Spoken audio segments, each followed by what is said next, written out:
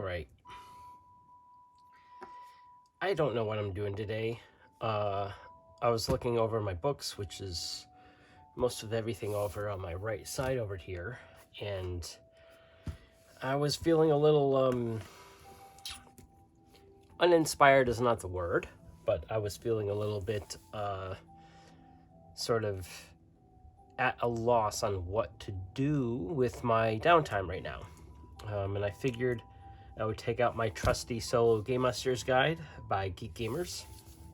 And I was flipping through it, and I got to the chapter on how to start your solo RPG session without a rule set. So I was like, oh, that seems interesting.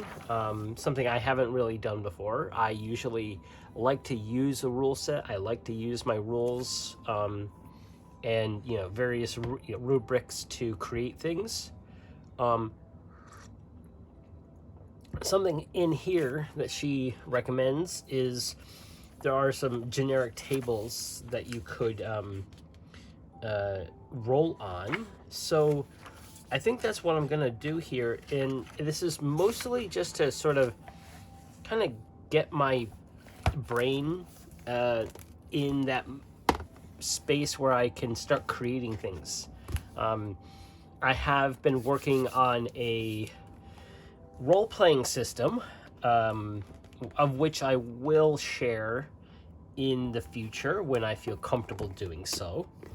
But when I'm in that space of I want to role play or sit down and record a session of something, anything, even if I know I'm not going to post it, of which there are plenty of videos that I've done that with, where I'm just talking to nobody and knowing that it's most likely not going to see the light of YouTube. But I think today I really wanted to create something on the fly and just roll some dice and see where it takes me, see what sort of story I could maybe make. So I'm just going to date today.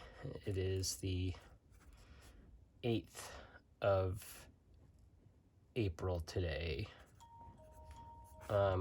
So what I want to do, well, I need some dice. So let's get some dice, D6, I think, a couple of them. And I will need a D10 as well. D20 and D8, D10.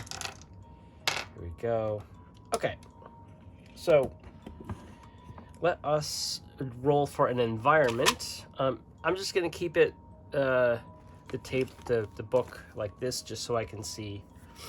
Let's see. Let's roll that D6 to see sort of the environment in which we're going to be creating.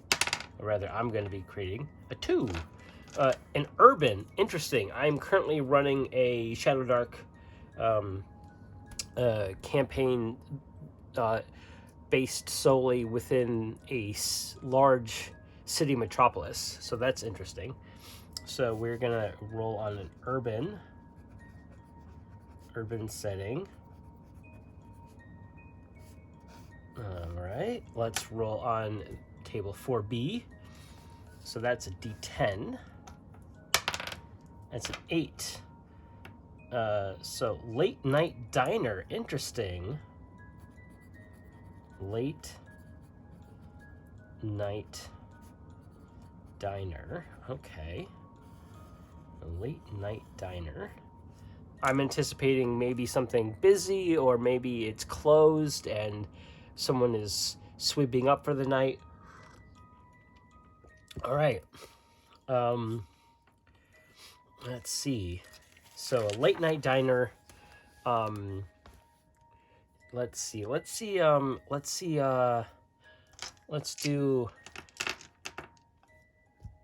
figure out the mood. These are 2d12s. So let's do 10, which is eerie and harmonious.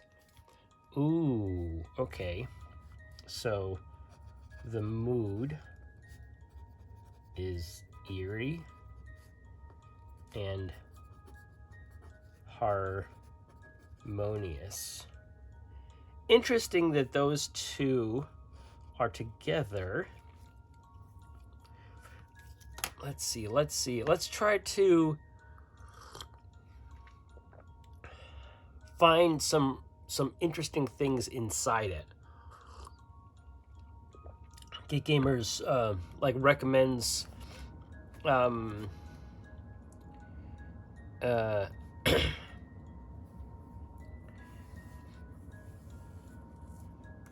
let's see. Let's actually try to create. So we have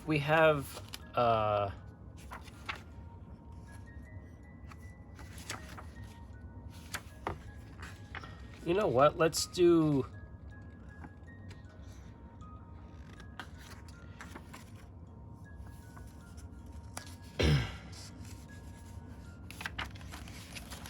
okay, example.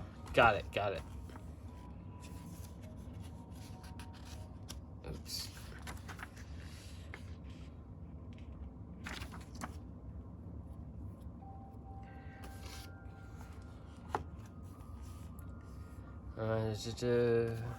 Okay. I'm going to create some things inside. So,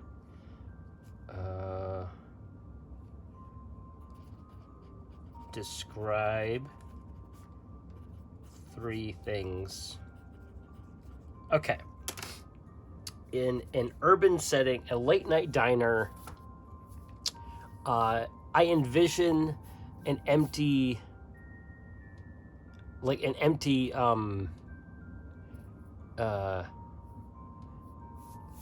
empty pastry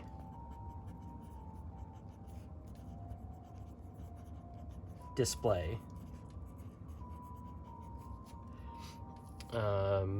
I envision a phone that is off the hook. Phone off the hook. If you don't know what that means, then you can well, actually, I'm pretty sure everyone who stumbles on this channel and onto this video will probably understand what that means. All right, so there's an empty pastry display, a phone off the hook, and I'm gonna roll another descriptor just to help me out a little bit, an 8. So magnificent.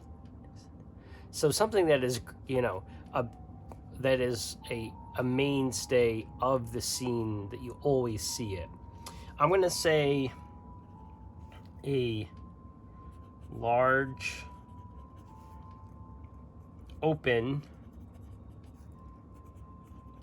neon sign, and it is bright and bold. So the sign is bright and bold. It says it's on. There's an empty pastry display and a phone that is off the hook.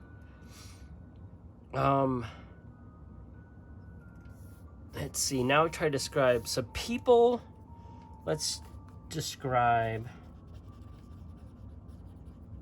2 people. All right, 2 people. I think with that, I think I want to use some NPC tables in the back of the book here. Let's see, we have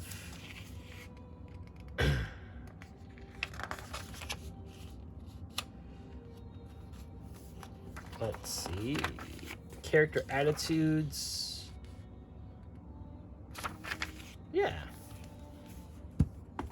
Let's roll up a couple of character attitudes. So these are a D66 table. We got a 65, so misunderstood. So number 1 is a misunderstood. Misunderstood and 13. Misunderstood and reluctant. Man, I swap between underhanded and bold writing constantly. Misunderstood and reluctant. Sin number 2. We have somebody that is 41 that is uncomfortable. Okay. Uncomfortable and 46. Uncomfortable and obligated. Oh. Obligated. Okay. Misunderstood and reluctant, and someone who is uncomfortable and obligated. Now, I feel like what I'd like to try to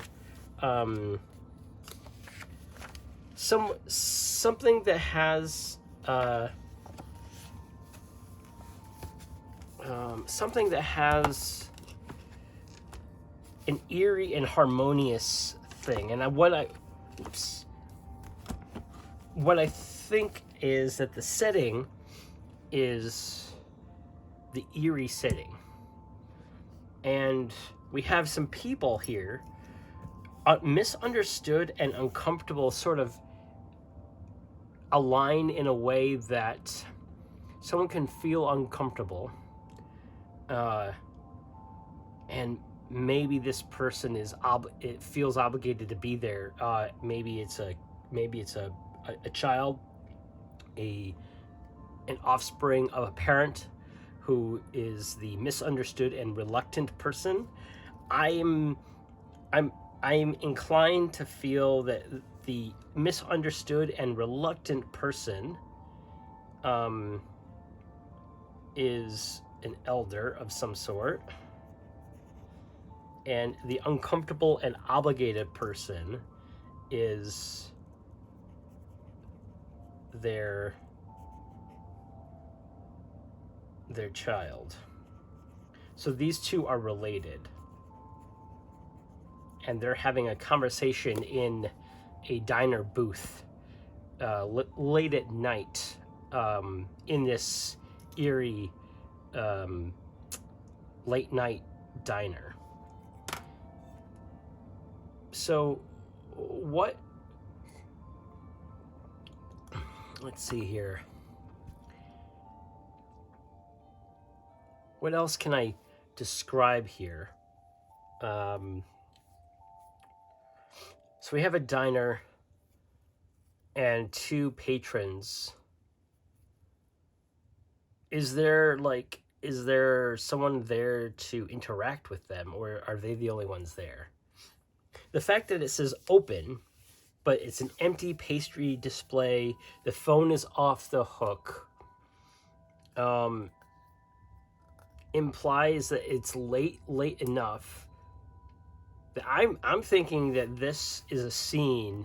This is a social interaction scene. Social interaction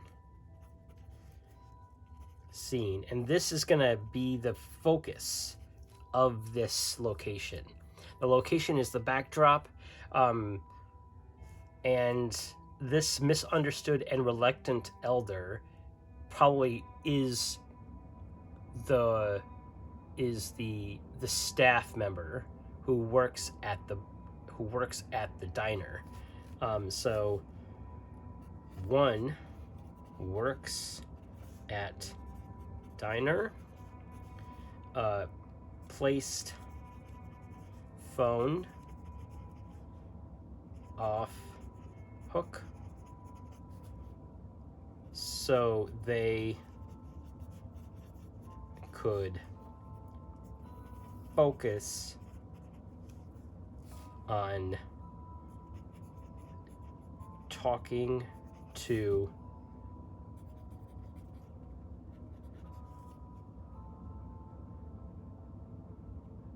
son or daughter. I don't really know. So just because I am who I am, I'm gonna just say talking to their son.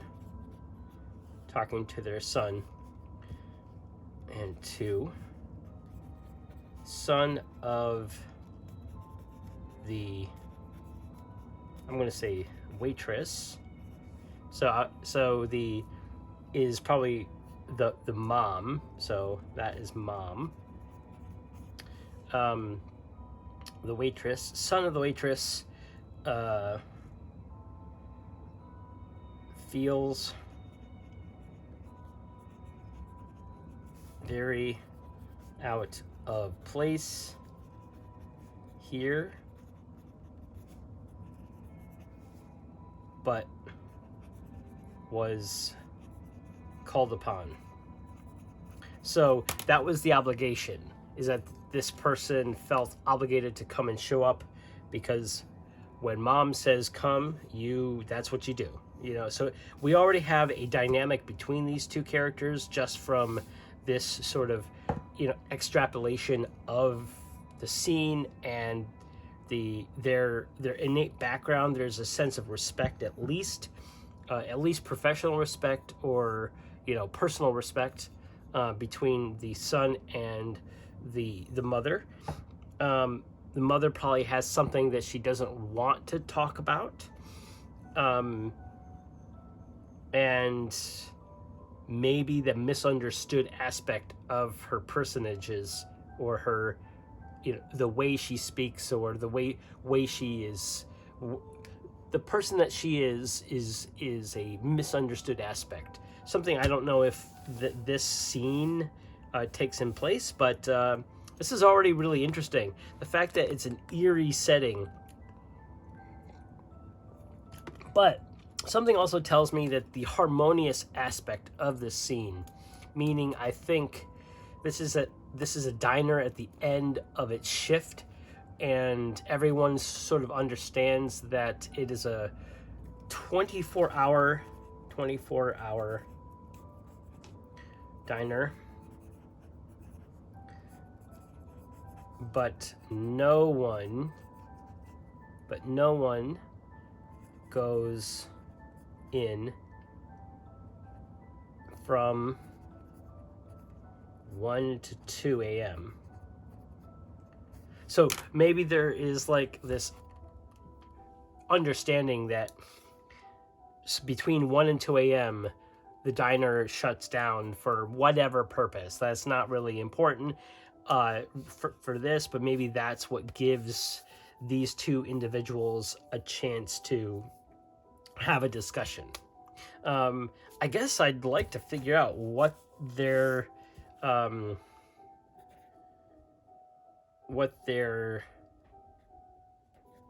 discussion is about. Let me roll on some tables here. I kind of want to. I don't want to roll on the literary table, though those are really fun to set a mood. Random tables. Okay, here we go. Action and theme, of course. So let's roll on action and theme, or a couple of themes first. Let's see what makes sense. That's a D100.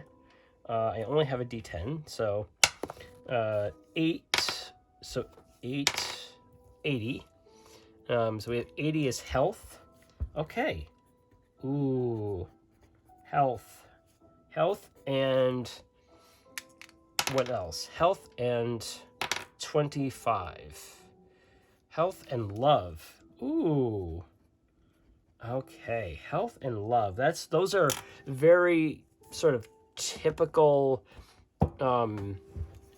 mother-son sort of conversations, actually.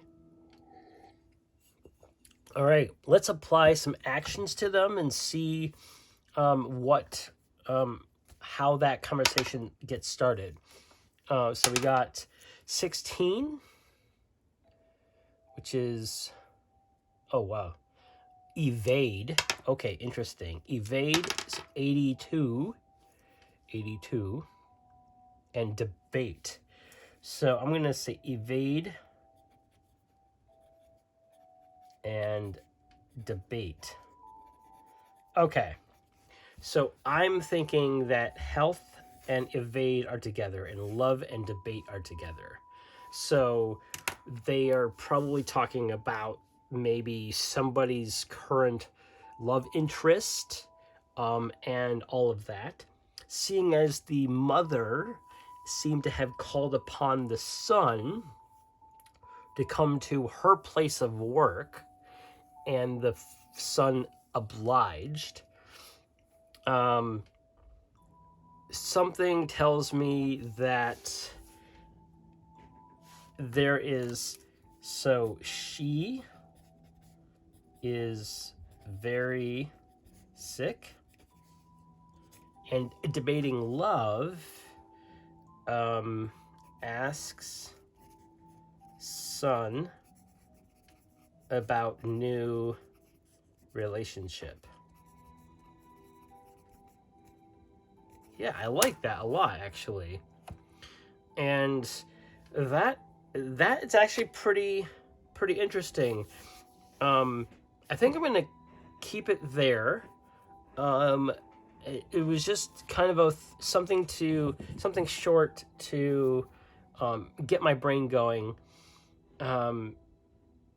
So I think what I'd like to do is sort of describe what the camera sees. I imagine that you're on a camera, or you are a camera, and it is raining outside, and I will say that it's raining outside, busy streets, quiet interior. So you see the taxi cab pull up next to this single-story 50s, 60s style diner, well lit on the inside, with the big, bright, large neon sign that says open. It doesn't even flicker, it just says open. And a young man steps out of the taxi cab and tips the cabbie, turns around, sighs, looks at the sign, looks inside the diner, spots movement, heads to the front door, opens, and that, bell jangle happens when you open the door. And his eyes sort of recognize his mom sweeping up a corner of the diner. He probably looks around, and as the camera kind of pans around, it sees that there's no one in the building, and he notes that there's an empty pastry display, the phone is off the hook, and a bunch of papers stacked by the cash register right by the front door. And he probably comments on, this is odd, The mother silently offers the seat and pours them each a cup of coffee. They both sit down, and with a sort of reserved welling of her eyes, being the matron of the family, does not want to scare her son, starts to ask light questions like, hey, who have you been seeing lately? I haven't heard about this person, that sort of thing. And I think the camera sort of settles in center mode, facing a window that you can see the busy streets and the cabbies and people walking by in with an umbrella, but the inside of the diner is quiet except for their talking and the low buzz of the open neon sign, which you can see the reflection of on the side of on the inside of the window. And the sun furrows his brow and sort of waves dismissively about his love interests, and sort of like takes his mom's hand, and effectively with a stern look. I think the camera does not pick up audio, does not pick up individual words, but you can tell that the gravity of the words send her into a sort of reserved sort of outburst of tears, and the body shakes. Her body shakes in the booth, and his eyes kind of light up in fear and consternation, and you can tell that immediately he's trying to calm her down and apologize for causing such grief on his mother's face. The camera pans around their heads, faces the other way into the empty space that is the diner, and kind of comes through the window and then pans up and out. And then you start hearing the raindrops and the honking of horns and the clip-clops of feet on puddles on the sidewalk. And then you hear yelling from inside from the diner. And then a crash through the window, a coffee mug.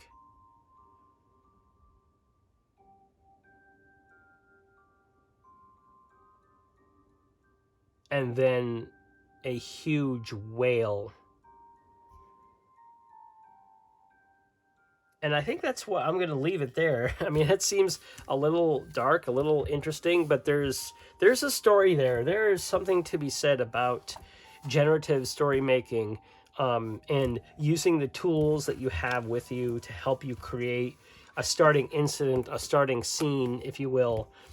And I just used the tables for myself. I used the tables in the Solo Gamemaster's Guide by Geek Gamers. And then, as you saw, just wrote a few notes, and then sort of took it from there. I find that I do quite well when I am given a few prompts and I can string some sense into it. But for the most part, at any time that you feel like you are feeling stuck in a particular session, role-playing session, board game session, writing session, doesn't really matter what your creative outlet is. I highly recommend grabbing some dice, some tables, and writing down some words and seeing where that takes you. So this was just a quick little side jaunt for myself to kind of get the juices flowing again. And I believe I'm just gonna put this under prep is play, or everything is playing. And of course, what happens next after that, that's always an interesting thing too. But I will leave it there, and until next time, folks, I'll see you on the flip side. Peace.